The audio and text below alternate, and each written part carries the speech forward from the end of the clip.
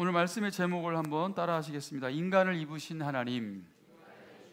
네, 인간을 입으신 하나님, 아주 특별한 주제이고 또 아주 어렵고 또 까다로운 주제이기도 합니다. 자, 이제 곧 우리가 성탄절이죠. 예수님이 이 땅에 오셨다. 아기로 오셨다. 그런데 그분이 원래 하나님의 본체셨다. 이 땅 위에 오신 하나님의 본체. 근데 그분이 십자가에 달려 죽으셨다. 하나님이신 그분이. 이런 놀라운 여러분 신비로운 주제. 사실 이게 성경이 우리에게 말해주고 있는 굉장히 중요한 주제입니다. 인간을 입으신 하나님. 오늘 본문에도 사실은 유대인들이 예수님을 죽이려고 했습니다. 왜냐하면 사실은 신성 모독이라는 죄를 이제 예수님이 받게 된 거죠. 왜냐하면 자기를 하나님이라고 얘기했다는 거예요. 자기를 하나님과 동등대에 취급했다는 겁니다. 사실 오직 유일하신 하나님만 믿는 유대인들이 봤을 때는 굉장히 참담한 상황입니다. 여러분, 인간을 입으셔서 하나님이 오셨다라는 신학적인 용어가 있죠. 다 아시는, 그게 바로 성육신이라는 용어입니다. 성육신, 인카네이션이라고 하죠. 자, 성육신 하셨다, 육신을 입고 세상에 오신 일인데, 자, 아주 놀라운 사건이죠. 자, 근데 지금 육신을 입고 온 누가 봐도 인간인데 그 인간이 예수, 그 예수가 지금 사람들 앞에서 나는 하나님이다 라고 얘기를 하고 있는 거예요. 하나님이 일하신다, 아버지가 일하셨다, 아들도 일한다. 안식일에 하나님이 일하셨단 말이에요. 그분의 창조 사역을 얘기하는 건데, 지금 예수님도 사실은 창조주 하나님이신 것을 우리가 계속해서 제가 주일날 말씀을 드렸죠. 자, 하나님은 온 천지 만물을 창조하신 창조주 하나님이십니다. 자, 이제 예수님도 아버지가 일하는데 나도 일한다라는 건 뭐냐면, 예수님도 창조의 사역을 하고 계신데 그것은 구원 사역을 하신다는 거죠. 자, 그래서 사실은 고린도후서 5장 17절에 새로운 피조물, 뉴 크리에이션, 새로운 창조물이다. 예수 그리스도 안에서 우리가 새롭게 창조됨을 입었다라는 말씀을 이제 그 바울을 통해서 하게 됩니다. 자, 여러분, 예수님도 창조하십니다. 오늘 이 시간도 말씀을 통해서 오늘 새롭게 태어나는 영혼이 있다면 여러분, 이게 바로 예수 그리스도의 사역인 줄 믿습니다. 이게 어찌 인간이 하는 일이겠어요? 이게 어찌 여러분 제가 하는 일이겠어요? 좀 꼼꼼한데 불 좀 켜셔도 될 것 같습니다. 예, 얼굴들이 잘 안 보여서 제 얼굴만 보이죠, 여러분? 예, 불 좀 켜주시고. 왜 불을 꺼놨어요? 예.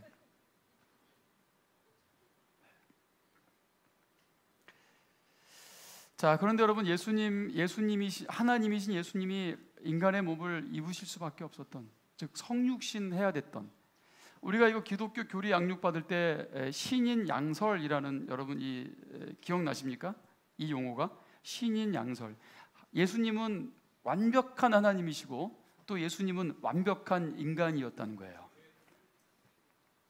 그분이 하나님성이 너무 강하고 인간은 그냥 잠깐 그냥 마치 겉에다가 붙여놓은 껍데기 같이, 여러분 그렇게 생각하면 안 됩니다. 만약에 그렇다면 여러분, 예수님께서 40일을 금식 기도하실 때 그분은 하나님이니까 고통스럽지 않고 전혀 배도 고프시지 않고, 왜냐하면 그분 하나님이시니까. 하나님이 배가 고프고 하나님이 목이 마르고 이해가 안 되잖아요. 하나님이 어떻게 배가 고프고 하나님이 어떻게 목이 마를 수 있어요? 근데 예수님은 하나님이시면서도 똑같은 그런 인간이 느끼는 그런 여러분 고통을 다 겪으셨다는 사실. 근데 만약에 그분이 하나님성이 너무 강조되면은 어떤 일이 벌어지냐면은, 이건 예수님이 완전히 쇼하신 게 되는 거예요. 배도 안 고플 수도 있고, 어쩌면 돌 가지고도 떡을 만들어서 마귀가 유혹한 것처럼 충분히 그렇게 하실 수 있는 분이죠. 자, 그런데 여러분 그렇게 생각하면은 그걸 우리가 이단이라고 하는 거예요. 사실은 이 주제가 제가 민감하다고 서두에 말한 게, 잘못 건드리면은 사실은 많은 이단들이 배출된 이게 여러분 신학입니다. 이 부분이. 완전하신 하나님일 수밖에 없는 건 그분은 절대로 죄가 없는 분이셔야 했던 거예요. 그래서 그분은 하나님이셔야 했던 겁니다. 죄가 없으셔야 하기 때문에요. 그러니까 그분이 완전한 인간이어야 했던 이유는 또 뭐냐? 죄를 뒤집어 쓰셔야 했기 때문에 그분은 인간이어야 했던 거예요. 할렐루야. 참 이해하기 어려울 수도 있죠. 자, 그런데 우리는 이걸 믿어야 됩니다. 그분이 완전하신 하나님이었다는 사실을 믿는 거고요. 또한 그분은 우리와 동일한 완벽한 인간이었다라는 것을 믿는 겁니다. 자, 로마서 8장 3절을 한번 다 같이 쉬운 성경으로 한번 읽어보시면 좀 더 자세하게 설명해 드리겠습니다. 자, 로마서 8장 3절 다 같이 읽겠습니다. 시작. 율법이 죄의 본성 때문에 연약하여 할 수 없었던 것을 하나님께서는 죄를 없애기 위해 자신의 아들을 죄 있는 사람의 모양으로 보내심으로써 행하셨습니다. 하나님께서는 죄인들 속에 거하고 있는 죄에 대해 유죄 판결을 내리셨습니다. 율법이 죄의 본성 때문에 연약하여 할 수 없었던 것, 여러분 스스로의 행동으로 의로워질 수 없는 게 인간의 한계입니다. 절대로 율법의 요구를 다 이룰 수 없어요. 우리가 결국 우리는 여러분 이 죄를 지을 수밖에 없는 존재. 자, 이걸 우리는 원죄라고 하는 거예요. 원죄. 즉 죄의 씨가 물려받은 거예요. 사과나무에서 사과가 나듯이. 왜냐하면 사과나무 씨기 때문에 사과나무가 되고 사과 열매를 맺듯이. 자, 우리는 이 아담의 죄로 인한 그 원죄를 가지고 태어날 수밖에 없는 존재입니다. 그래서 자범죄가 생기죠. 즉 원죄는 죄를 지을 수밖에 없는 존재가 되는 겁니다. 그런데 예수님은 똑같은 인간임에도 불구하고 그분이 죄가 없어야 되는 이유가 그래서 그분은 하나님이셔야 했던 거예요. 굉장히 독특한 상태가 되셔야 했던 겁니다. 그러니까 예수님의 탄생을 통해서 우리가 이해가 더 쉽죠. 자, 여러분 예수님은 우리와 다른 방식으로 태어나셨습니다. 우리는 아빠와 엄마의 사랑, 그 씨를 받아서 그것이 여러분 그 작용을 통해서 우리가 태어났죠. 자, 그런데 예수님이 그 씨를 통해서 태어났습니까? 절대 그렇지 않죠. 그래서 항상 성경은 예수님을 예언할 때 여자의 후손이라는 말들이 나옵니다. 아니면 처녀가 잉태하여 아들을 낳으리니, 그래서 이사야 7장 14절에 처녀가 잉태하여 아들을 낳을 것이다. 처녀가 아니면 여자의 후손. 자, 이렇게 예언됩니다. 예수님은 그러셔야만 했던 거예요. 왜냐하면 그분은 원죄의 씨앗을 받으면 안 되기 때문에. 그래서 그분은 성령으로 잉태되신 분입니다. 아주 특별하죠. 성령으로 잉태돼서. 자, 그런데 여인의 몸에서 태어났다는 건 뭐냐면 우리와 똑같이 아기로부터 시작된 거죠. 그래서 그분은 인간이 되신 겁니다. 아주 독특한. 그런데 하나님이셨고, 그래서 인간이지만 죄가 없으셔야 했던 거예요. 죄가 없으신 하나님이셔야만 우리의 죄를 사해 줄 수 있고요. 그리고 우리 죄를 사하기 위해서 죄를 뒤집어 써야 됐기 때문에 그분은 인간이셔야 했던 거예요. 여러분 이해가 되십니까? 여기서 헷갈리면은 여러분 우리가 이 문제가 생깁니다. 자꾸 예수님이 우리와 똑같이 어떤 유혹을 받았다. 여인을 보며 유혹을 받았다. 어떤 유명한 목사님이 이런 얘기했다가 아주 어떤 힘든 일을 겪으신 적이 있으세요. 이게 순간적으로 잘못 판단하면, 왜냐하면 인간의 욕구가 있으셨기 때문에 목마르셨죠, 배고프셨죠, 피곤하셨죠. 어떻게 보면은 또 다른 그런 어떤 욕구, 인간으로서 또 남자로서 그런 욕구가 있을 거라는 생각을 했을지도 몰라요. 여러분, 그래서 우리가 중요한 포인트, 그분은 인간이시지만 분명히 죄가 없다라는 것을 명확하게 알고 있어야 돼요. 그분 안에는 원죄의 씨가 없단 말이죠. 이해가 되십니까? 그래서 그분은 절대로 죄가 없으세요. 그리고 죄를 지울 수 있는 분도 아닙니다. 그래서 신인 양설, 그래서 인카네이션, 육신을 입으신 하나님이셔야 했던 겁니다. 자, 여러분 어느 정도 이해가 되십니까? 자, 근데 그분이 육신을 입었기 때문에 또 죽임을 당한 이유가 그거라는 사실. 하나님이라고 주장을 하는데 사람들이 보기에 예수님은 이미 누구입니까? 동네에서 누구로 알려져 있어요? 목수의 아들로 알려져 있습니다. 자, 마태복음 13장 55절을 한번 읽겠습니다. 다 같이 시작. 이 사람은 목수의 아들이 아닌가? 그의 어머니는 마리아라고 하는 분이 아닌가? 그의 아우들은 야고보와 요셉과 아버지가 있고 분명히 어머니가 있고 심지어 동생들도 있어요. 장자예요. 큰아들입니다. 네? 요셉이라는 목수의 아들이었단 말이죠. 그냥 오늘날 이 상황으로 가지고 와서 말씀을 드리면 마치 작전동에 있는 유명한 쌀가게가 하나 있는데 쌀가게 김씨 아들이다 이거예요. 쌀가게 김씨 아들이, 큰아들이 자기가 하나님하고 동등되다라고 얘기합니다. 그러면 일반적으로 사람들이 어떻게 반응하겠어요? 당연히 유대인들 반응하는 것처럼 반응하겠죠. 저 갑자기 30살 되더니 이상한 소리를 하는 거예요. 조용히 있다가 갑자기 30살 되더니 자기를 하나님하고 동등되다고 막 표현하는 겁니다. 그래 당연히 사람들이 저기 미쳤나? 물론 성경은 눈이 가려져서 보지 못했다고 표현합니다. 하나님이신 예수님, 인간의 몸을 입고 오신 목수의 아들로 30년을 살아오신 그분이 갑자기 하나님하고 이야기할 때 그걸 일반적으로 받아들이는 건 결코 쉬운 문제는 아니었을 거라는 거예요. 자, 그런데 여러분, 사실은 영적으로 깨어 있었다면 성경이 이미도 그분은 여자의 우선이고, 할렐루야, 처녀가 잉태하여 낳을 아들이었다는 거예요. 근데 그들은 여러분 하나님을 보고자 하는 마음이 없었던 거죠. 이미 그들은 어두움을 사랑했고 그들은 어두움에 가려져 있었던 상태였다는 겁니다. 그래서 메시아이신 하나님이신 예수님을 눈앞에 두고도 그들은 참담하다, 저를 오히려 죽이려고 그런 마음을 품고 있었던 거예요. 자, 여러분, 쌀가게 김씨 아들 하나님이라는 거, 이 믿는 게 쉽지 않습니다. 어쩌면 여러분 유대인들의 반응, 야 참담하다, 저가 제정신이 아니다, 야 저가 어떻게 미쳤나 보다 라고 반응하는 거, 세상적인 입장에서 봤을 때는 당연한 거라고 제가 말씀드렸죠. 여러분, 그래야 해요. 그래야 됩니다. 그게 정상일 수도 있어요. 세상적으로 봤을 때는 절대 쌀가게 김씨 아들이 하나님이 될 수 없다고요. 그건 비정상이란 말이에요. 문제가 심각하다 이거죠. 자, 여러분, 그런데 그 쌀가게 김씨 아들이 오늘 또 그런 얘기를 합니다. 마태복음 26장 63절에서 65절을 한번 여러분 보십시오. 자, 이제 예수님이 이제 대제사장 앞에까지 이제 끌려갔습니다.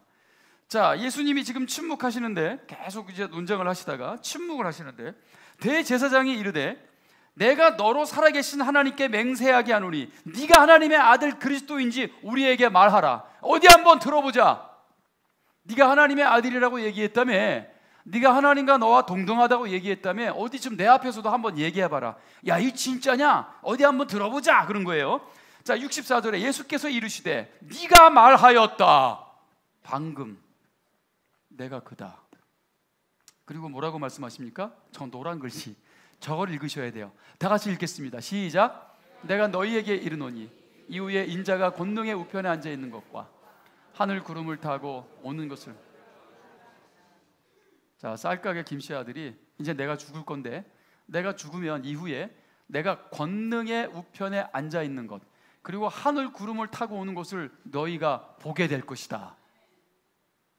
쌀가게 김씨 아들이 미친 거죠. 제정신이 아닌 거예요. 자, 여러분, 안타까운 게 이거예요.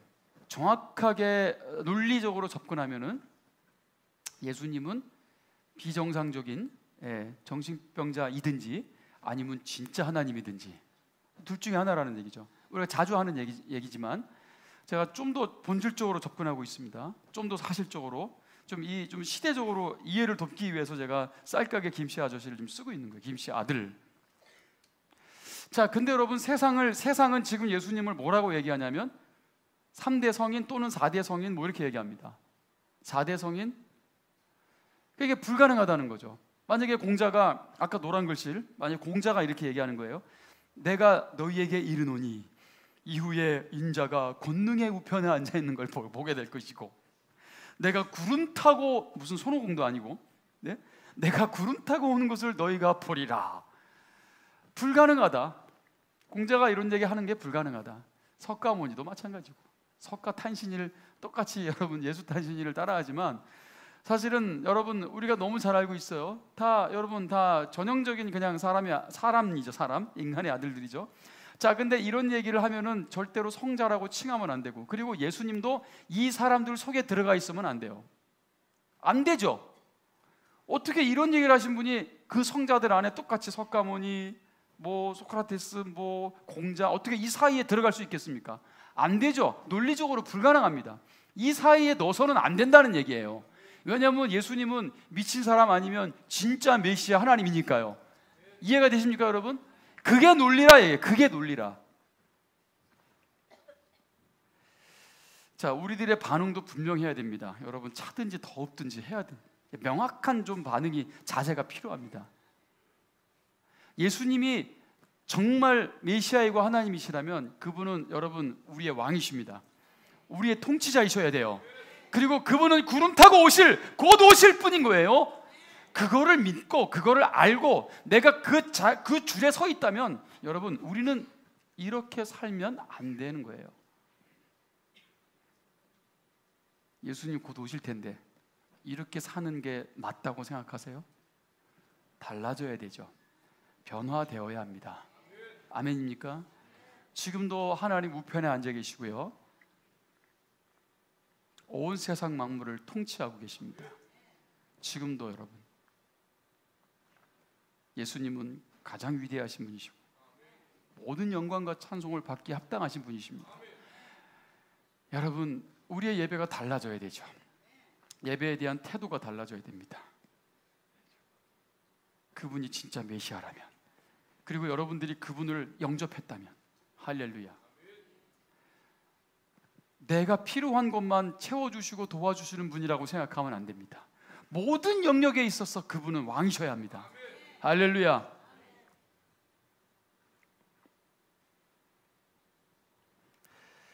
성경은 이런 메시아가 여자의 후손으로 오실 거라는 예언을 이미 했어요. 그게 창세기 3장 15절에 아까 말씀드린 내가 너로 여자와 원수가 되게 하고 네 후손도 여자의 후손과 원수가 되게 하리니 여자의 후손은 네 머리를 상하게 할 것이고 너는 그 발꿈치를 상하게 할 것이다. 이게 십자가에서 벌어질 사건이라는 것을 우리는 잘 알고 있습니다. 자, 여기서 여자의 후손이라는 이 단어예요. 여자의 후손. 자, 이게 성취됩니다. 이사야 7장 14절에 보라, 처녀가 잉태하여 아들을 낳을 것이요 그의 이름을 임마누엘이라 하니라 그랬어요. 처녀가 잉태하여 아들을 낳을 것이다. 여자의 후손이라는 거예요. 또 누가복음 1장 35절에 천사가 대답하여 이르되 성령이 내게 임하시고, 자, 여자 임하시고 지극히 높으신 이의 능력이 너를 덮으시니 이러므로 나실 바 거룩한 이는, 너를 통해서 나실 바 거룩한 이는 하나님의 아들이라 일컬어지리라. 할렐루야. 성취죠. 여인을 통해서, 남자가 없이 성령으로 잉태돼요. 성취된 겁니다. 자, 예수님이 이렇게 인간의 몸을 입고 오셨다. 이것은 사실 우리에게 굉장히 특별한 의미가 주어집니다. 우리가 당하는 모든 고통을 당하시죠. 우리의 아픔을 다 겪으십니다. 너무 잘 아시는 거예요. 인간이 되어보셨기 때문에 우리가 당하는 모든 것들을 체휼하신다 이렇게 표현합니다. 다 이해하신다는 거예요. 너무나 잘 아신다는 거죠. 나를 너무 잘 아시는 분이에요, 우리 주님은요. 아멘입니까?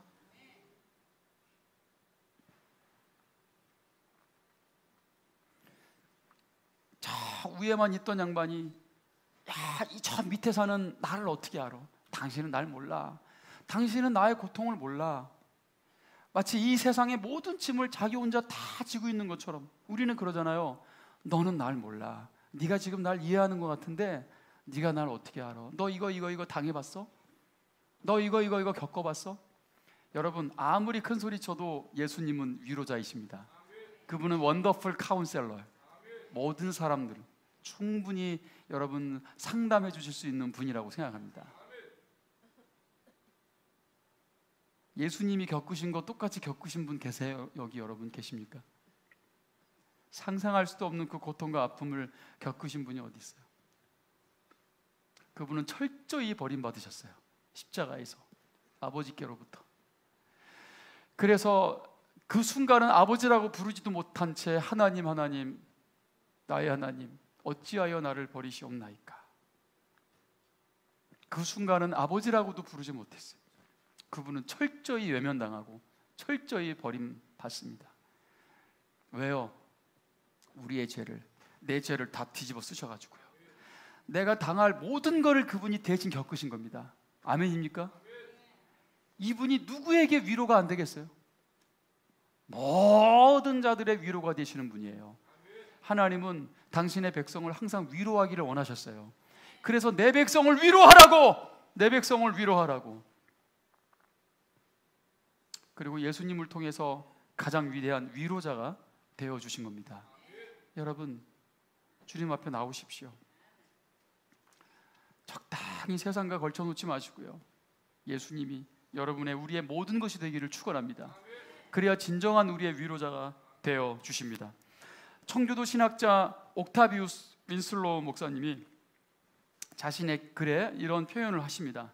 예수님이 인간의 몸을 입으셨다는 사실, 이 인카네이션이라는 이 신학적인 부분 안에서 이런 말씀을 하셨습니다. 제가 한번 읽어드릴게요. 자, 저 목사님이 당신의 그 책에 또는 설교에 표현하신 겁니다. 하나님의 아들이 인류에게 임한 저주를 없애기 위해 인간의 몸으로 속죄의 제물이 되셨습니다. 우리는 이 땅에 인간이 거주할 만한 우주적인 건물을 짓기 위해 목재를 다듬고 못을 박고 톱질과 대패질을 하고 기둥을 세우신 그분의 손을 볼 수 있습니다. 창세기 10장 19절에 얼굴에 땀을 흘려야 먹을 것을 먹으리니 라는 말씀대로 인류는 저주를 받았고 예수님도 그 저주의 쓴맛을 직접 맛보신 것입니다. 보십시오, 성육하신 하나님의 아들은 자신의 어머니로 공주를 자신이 태어날 곳을 궁궐로 선택하지 않으셨다는 겁니다. 그분의 아버지로 알려진 사람은 목수였고 그분의 어머니는 비록 왕가의 혈통을 이어받았지만 정결의식을 행하는 날에 겨우 어린 집비둘기 둘밖에 드릴 수 없을 만큼 가난했습니다. 천한 직업과 매우 가난한 상태의 어머니요, 정말 철저히 찢어지게 가난한 그 가정에서 태어났습니다. 그분의 경이로운 탄생조차 들판에서 여물을 먹던 가축들 사이에서 조용하게 쓸쓸하게 이루어졌습니다. 예수님을 생각하십시오. 혹시 직업이 하찮다는 이유로 조롱거리가 되거나 사회적인 지위가 낮다는 이유로 업신여김을 당하고 있습니까? 또는 그런 처지를 극복하고 좀 더 영향력이 큰 위치에 올라서려고 노력하다가 좌절된 상태이십니까? 예수님께 배우십시오. 철저히 배우십시오.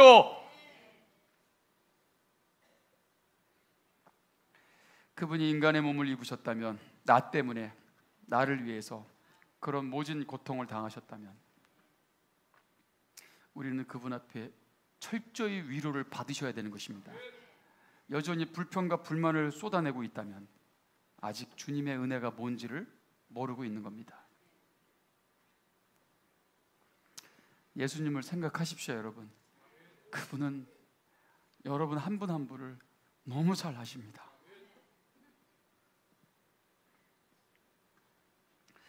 다니엘서 3장 23절 25절에 황제를 숭배하지 않은 죄로 인해서 풀무불에 던져진 다니엘의 세 친구가 나오죠.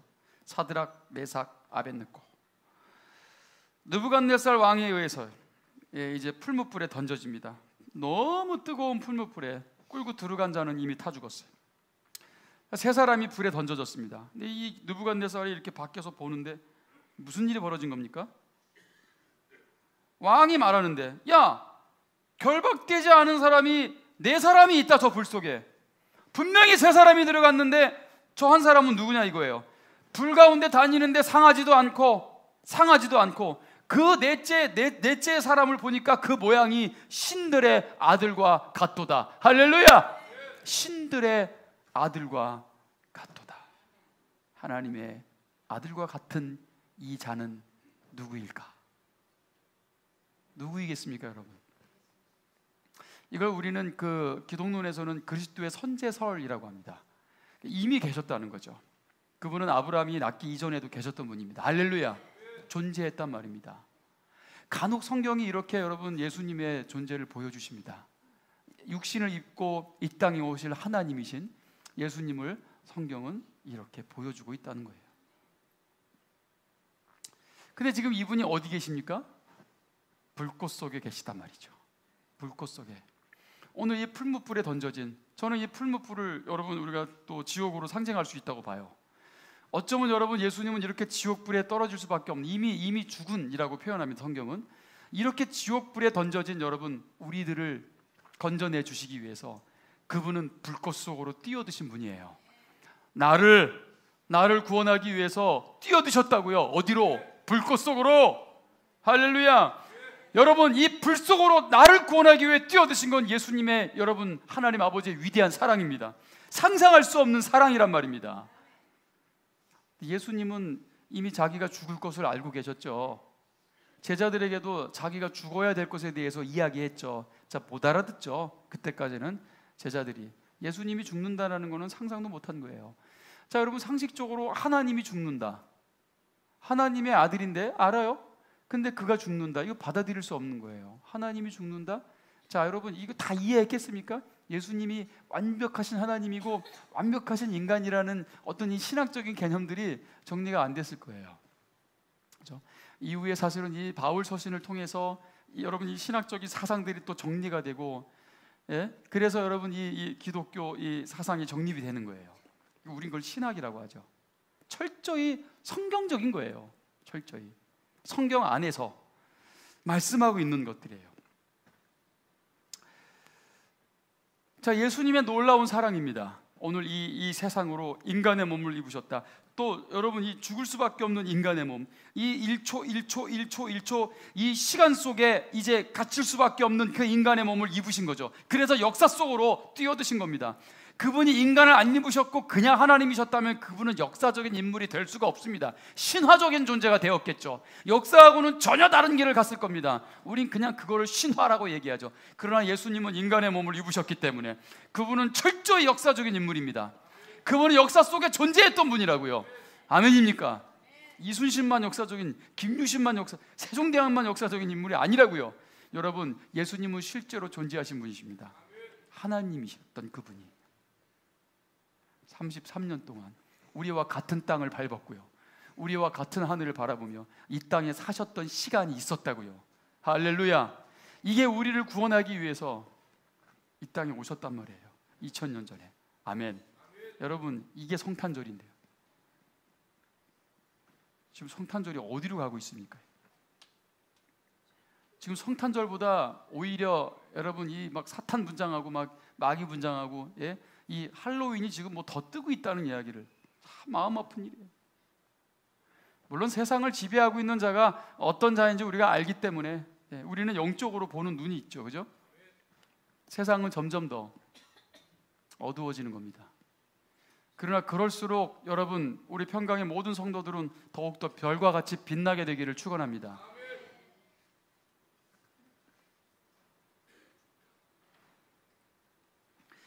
예수님은 자기가 죽을 줄 알고도 이 땅에 오셨다는 거예요.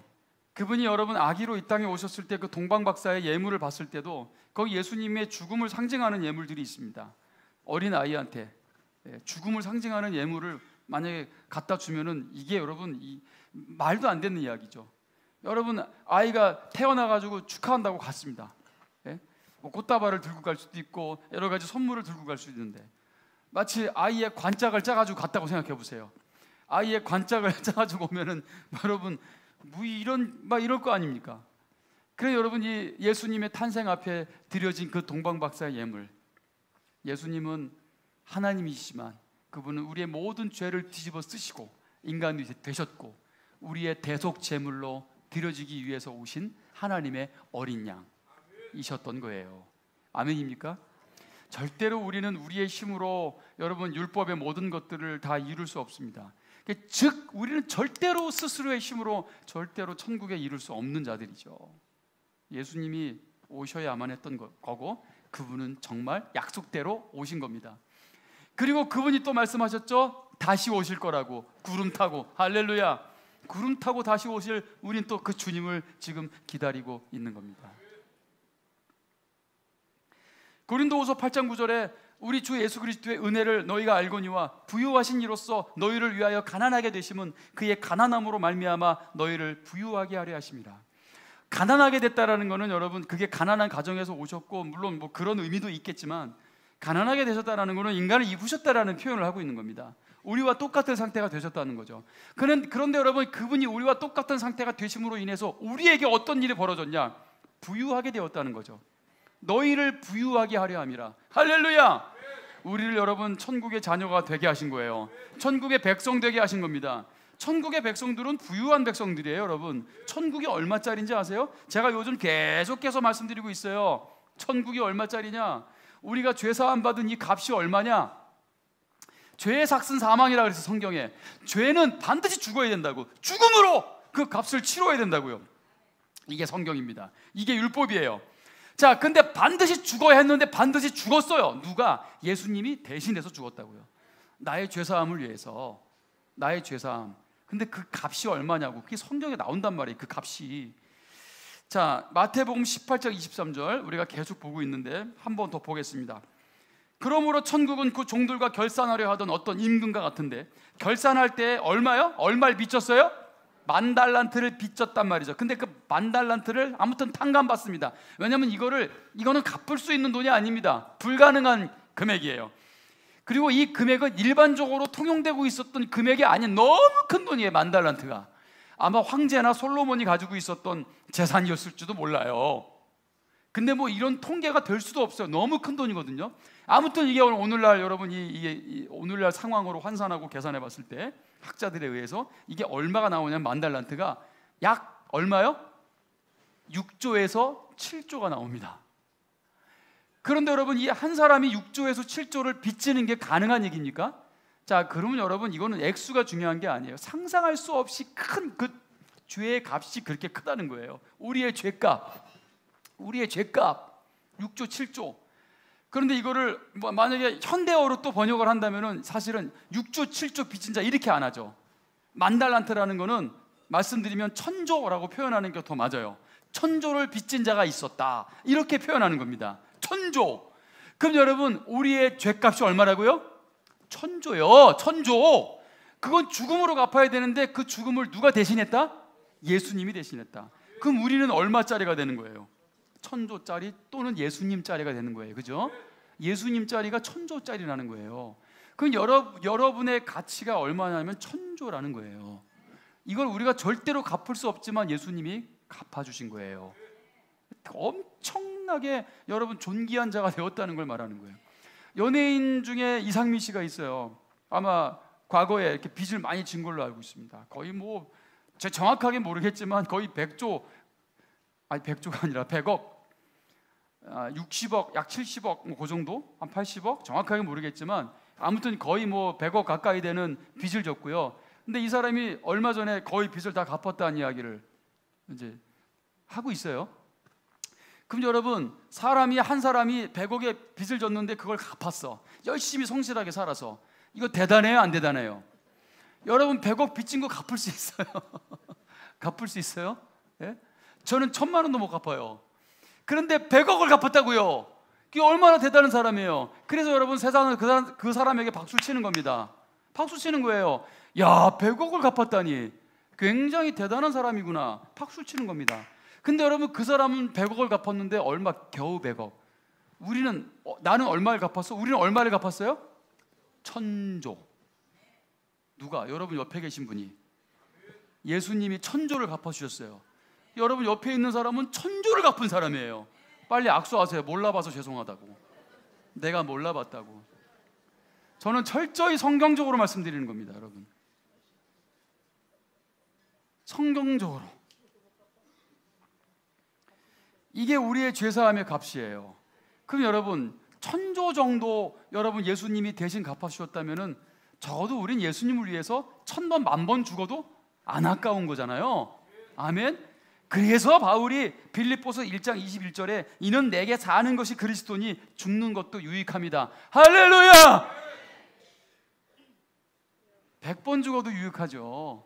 1,000조를 갚아주셨는데, 영원한 천국 백성이 되게 하셨는데요, 영생의 선물을 주셨는데요, 우리를 이렇게 부유하게 하신 겁니다, 여러분. 그런데 우리 세상을 사랑해서 자꾸 여전히 세상적인 관점으로 여전히 우리의 입은 점점 튀어나오고 감사는 사라지고 있고, 이 엄청난 가치를 지금 완전히 종이조각 취급하고 있지는 않습니까? 돼지 목에 진주 목걸이를 걸어줄 이유가 없는 거죠. 여러분, 기독교는요 마치 살짝 걸쳐놓은 주식 같은 게 아니에요. 그러니까 이 주식을 사기에는 너무 위험하고 또 엄청나게 많은 또 이득이 있다니까 또 아예 투자를 안 하기에는 아쉽고, 투자를 하자니 위험하고, 야 그냥 한 200만 원만 걸쳐봐라, 한 200만 원만 걸쳐놓는, 한 200만 원만 걸쳐놓고 아예 뭐 손해봐도 아닌 말고, 여러분 이게 기독교입니까? 나를 위해서 불꽃 속으로 뛰어드신 여러분 예수님의 죽음의 값이 그 정도밖에 안 됩니까? 그러니 이도 저도 아닌 차지도 더없지도 않은 여러분 인생을 살아가고 있는 겁니다. 그건 여러분 내쳐져요. 뱉어버린다고요. 진리는 적당히 걸쳐놓는 게 아니에요. 올인입니다. 올인. 할렐루야. 올인하는 거예요. 올인이 뭐예요? 불꽃 속으로 뛰어드는 겁니다. 죽어도. 그래야 죽고자 하는 자는 사는 겁니다. 아멘입니까? 죽어도 살겠고 살아서도 영원히 죽지 않는 이 어마어마한 여러분 부활의 씨앗이 우리 안에 심겨진 겁니다. 할렐루야. 죽음을 뛰어넘는 사람들이 되는 겁니다. 여러분 이게 진리고 이게 기독교입니다. 저는 이게 예배자의 삶이라고 생각합니다. 은혜로 말미암아 의인됨을 입었다면, 영생의 씨앗을 품고 부활의 씨앗을 품고 있다면, 여러분 우리는 더 이상 불평불만하고 살면 안 됩니다. 우리는 입에서 감사가 넘쳐야 되고요. 할렐루야. 성탄절은 여러분 1년 이 우리의 삶 속에 정말 가장 소중한 하루가 되어야 되는 거예요. 그리고 우리는 매일매일 그런 은혜 가운데 살아야 되는 것입니다. 이 부활절, 여러분 이 성탄절, 이 절기의 의미들을 절대로 여러분 잊으시면 안 됩니다. 우리 인생에 있어서 가장 위대한 축제가 되어야 될 줄 믿습니다. 이 성탄절날 여러분 또 새신자를 또 위해서 또 우리가 또 하는 행사와 또 성탄절 이 행사는 정말 우리에게 소중한 겁니다. 적당히 빠져도 돼, 여러분 이렇게 생각하지 마세요. 제가 부탁드립니다. 제가 분명히 말씀드리지만 천주의 빛을 탕감해 준 은혜를 입으셨다면 여러분 그거 한번 참여 못하십니까? 적당히 걸쳐놓는 주식 같은 그런 마음으로 신앙생활 하시면 안 됩니다. 이제 그런 신앙 청산하시고 여러분 불꽃 속으로 뛰어드시기를 주님의 이름으로 축원합니다. 죽어야 사는 거예요. 뛰어들어야 되는 겁니다. 내 십자가를 지고 주님을 따라가야 되는 거예요. 활활 타오르는 예수님이라는 불꽃 속으로 뛰어드시기를 축원합니다. 우리를 사랑하심으로 불타오르는 예수님의 그 심장 속으로 우리는 뛰어들어야 되는 겁니다. 오늘보다 내일을 더 주님을 사랑하는 오늘 평강의 가족들 다 되시기를 주님의 이름으로 축원합니다.